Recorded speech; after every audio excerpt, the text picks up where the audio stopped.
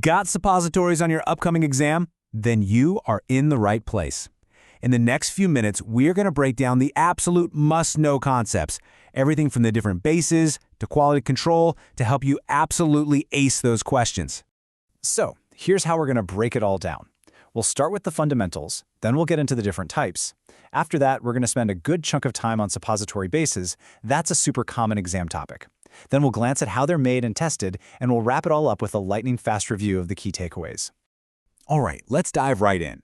Look, every great exam answer has to start with a rock-solid foundation, and that means getting the definition down perfectly.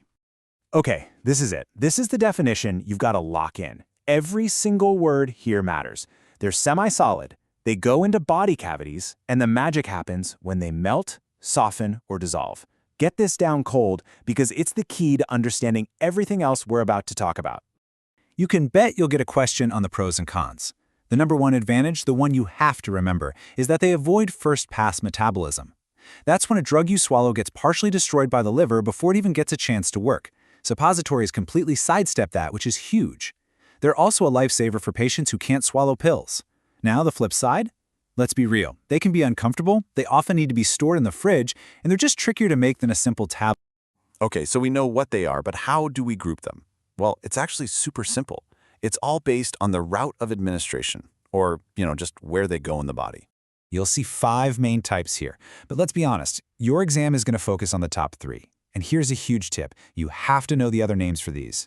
Vaginal suppositories are called pessaries, and urethral ones are called bougies. Seriously, knowing those 2 words could be the difference between getting a question right or wrong. It's easy points, folks. Okay, buckle up, because this next section is super important. The suppository base is basically the vehicle. It's what carries the drug and controls how it gets released into the body. You just can't get around it. You have to know these 3 main base types for your exams.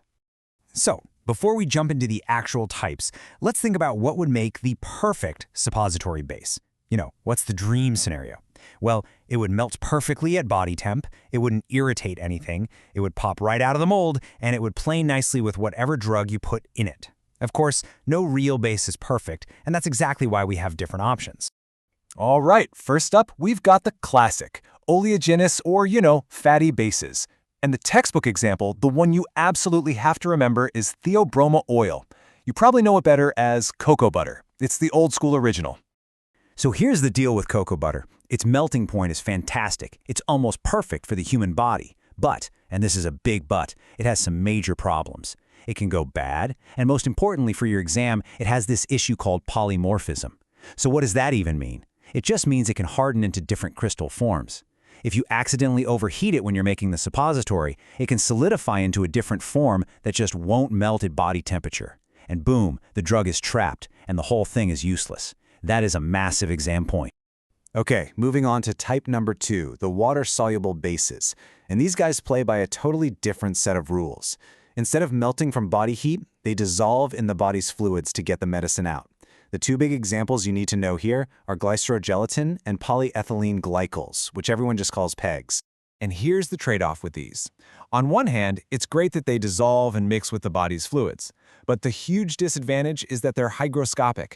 Basically, they're like moisture magnets. They suck water right out of the air and, right out of the tissue where you place them. As you can imagine, that can cause some irritation and means you have to be really careful with packaging.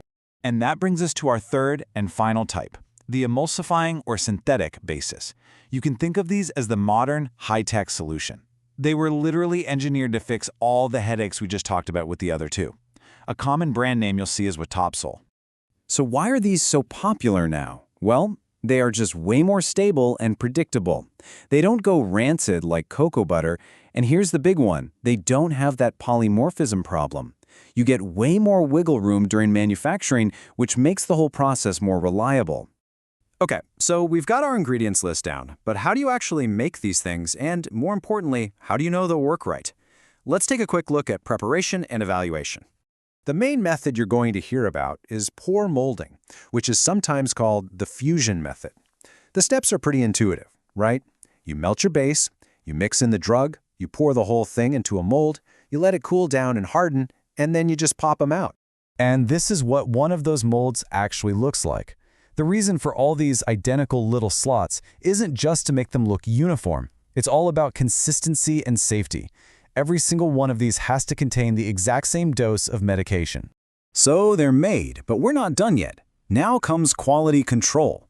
We have to put these things through their paces to make sure they're up to snuff. We ask, are they all the same weight for a consistent dose? Do they actually melt at body temperature? Are they tough enough to be handled but not too tough? And of course, the most important one, does the drug actually get out? Okay, deep breath. We just flew through a ton of info. So let's boil it all down to the absolute must-know highlights for your exam. If you're going to remember anything, remember this stuff. First up, the basics. Know that definition cold. The #1 advantage? Avoiding the liver's first-pass effect. Huge. The biggest drawbacks? They can be awkward for patients and a pain to store. And finally, the routes. Rectal, vaginal, also called pessaries, and urethral, also called bougies. Know those names. Second, the bases. This is easy. Just make 3 flashcards in your head.